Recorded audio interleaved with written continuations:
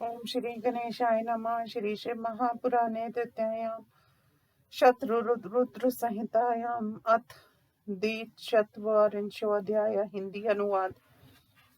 नंदीश्वर ने कहा, हे मुनि, अनेक लीला करने वाले ज्योतिर्लिंग स्वरूप भगवान शिव जी के 12 अवतारों को सुनिए।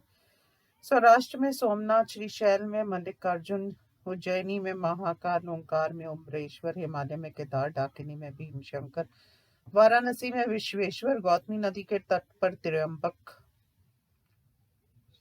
चित्ताभूमि में वैद्यनाथ, दारुकवन में नागेश, सेतकुंड में रामेश्वर तथा शिवालय में घुषमेश नामक अवतार हैं। हे मुनि, ये परमात्मा शिव जी के 12 अवतार हैं, जो दर्शन तथा स्पर्शन से सब प्रकार आनंद प्रद हैं। हे मुनि, उनमें से पहला सोमनाथ नामक अवतार ने चंद्रमा के दुख का नाश किया था। इसकी पूजा से क्षय, कुष्ठ आदि रोगों का नाश होता है। ये सोमनाथ नामक शिव का अवतार सौराष्ट्र में है। पहले इसकी पूजा चंद्रमा ने की थी। वहां सब प्रकार के पापों का नाश करने वाला चंद्रकुंड है, जिसमें स्नान करने से मनुष्य सभी रोगों से मुक्त हो जाता है। शिव जी के आत्मा रूप सोमनाथ लिंग का दर्शन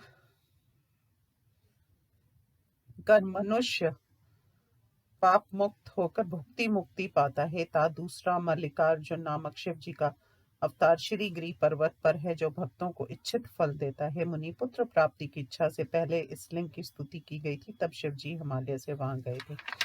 हे मुनि, ये दूसरा ज्योतिर्लिंग दर्शन तथा पूजन करने से सुख देता है और अंत में निसंदेह मुक्ति प्रदान करता है। हे तात, महाकाल नामक शिव जी का अवतार उज्जैनी नगरी में हुआ। ये अपने भक्तों की रक्षा करता है। जिसने उज्जैनी में आए हुए ब्राह्मण द्वेषी, वेद धर्म के विनाशक दूषण नामक असुर का, जो रतनमाल निवासी वेद प्रिय के पुत्र का वध करने आया था, उसके स्मरण करने मात्र से शिव जी ने आकर उसे हुंकार मात्र से भस्म कर दिया। उसे मारकर वे महाकाल नामक ज्योतिर्लिंग के रूप से देवताओं की प्रार्थना से अपने भक्तों की रक्षा करने के लिए वहां स्थिर हो गए। महाकाल नामक ज्योतिर्लिंग को देखकर यत्न पूर्वक पूजन कर मनुष्य सभी कामनाओं को प्राप्त कर अंत में परम गति को प्राप्त करता है। परमात्मा शिव जी का चौथा अवतार ओमकार नामक लिंग है। ये भक्तों को इच्छित फल देता है। हे मुनि, विंध्यगिरि की कामनाओं को पूर्ण करने के लिए विधि पूर्वक स्थापित अपने पार्थिव लिंग से महादेव प्रकट हुए थे। देवताओं द्वारा प्रार्थना किए जाने पर भुक्ति मुक्ति को देने वाले भक्त वत्सल शिव जी 2 रूप धारण कर वहां स्थिर हुए। हे मुनिवर, प्रणव में ओमकार नामक तथा परमेश्वर नामक उत्तम पार्थिव लिंग था। हे मुनि, जिनका दर्शन तथा पूजन करने से भक्तों को इच्छित फल मिलते हैं। हे महामुनि, इस दिव्य ज्योतिर्लिंग का मैंने तुमसे वर्णन किया।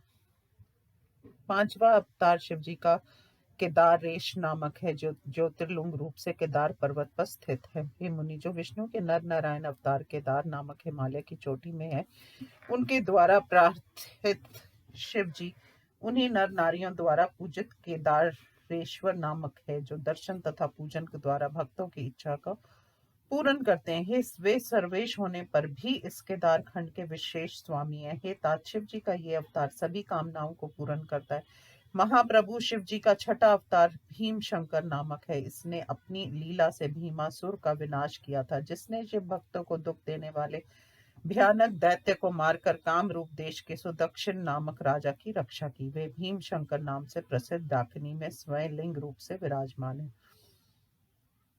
राजा सुदक्षिण ने इनकी स्तुति की। 7वां विश्वेश्वर का अवतार काशी में हुआ है। मुनि, वह संपूर्ण ब्रह्मांड स्वरूप है तथा भुक्ति मुक्ति का देने वाला है। विष्णु आदि सभी देवताओं ने कैलाशपति शिव जी तथा भैरव भी प्रतिदिन उनकी पूजा करते हैं। अपनी काशी नगरी में सिद्ध ज्योतिर्लिंग रूप से वे मुक्ति को देने वाले प्रभु विराजमान है। काशी तथा विश्वनाथ को भक्ति से पूजने वाले तथा उनके नाम को जपने वाले दुष्कर्मों से मुक्त होकर मोक्ष प्राप्त करते हैं। शिव जी का 8वां त्र्यंबक नामक अवतार गौतम मुनि की प्रार्थना से गौतमी नदी के तट पर अविभूत हुआ। शिव जी गौतम मुनि की प्रार्थना से ज्योतिर्लिंग स्वरूप होकर गौतम मुनि की प्रसन्नता के लिए वहां अचल होकर स्थित हुए। आश्चर्य है कि उन शिव जी के दर्शन तथा स्पर्शन से सब कार्यों की सिद्धि होकर अंत में मुक्ति मिलती है। वहां शिव जी की कृपा से शिव की प्रिय गौतमी नदी है, जो गौतम मुनि को प्रसन्न करती है। वहां नवा वैद्यनाथ नामक शिव जी का अवतार है, जो अनेक लीला करने वाले रावण के लिए प्रकट हुआ था। रावण शिव जी को उठाकर ले जा रहा था। इसी बहाने से वह ज्योतिर्लिंग रूप से चिता भूमि में स्थित हो गए। फिर वे वारनाथ नाम से तीनों लोकों में प्रसिद्ध हुए।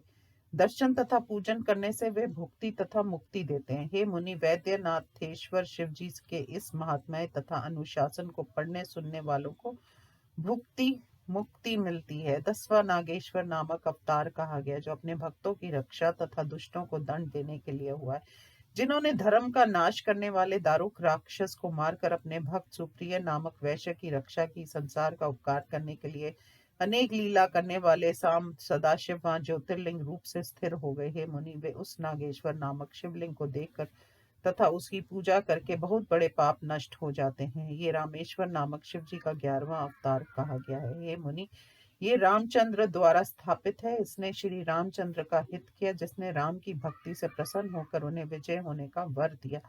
उसी समय भक्त वत्सल शिव जी का वह लिंग प्रकट हुआ। हे मुनि, ज्योतिर्लिंग स्वरूप शिव जी ने की श्री राम ने अत्यंत प्रार्थना की, तब वे सेतु बंध में स्थित हुए। तब से रामेश्वर लिंग की अनुपम महिमा होगी। ये लिंग भक्तों की इच्छा को पूर्ण कर भुक्ति तथा मुक्ति देता है।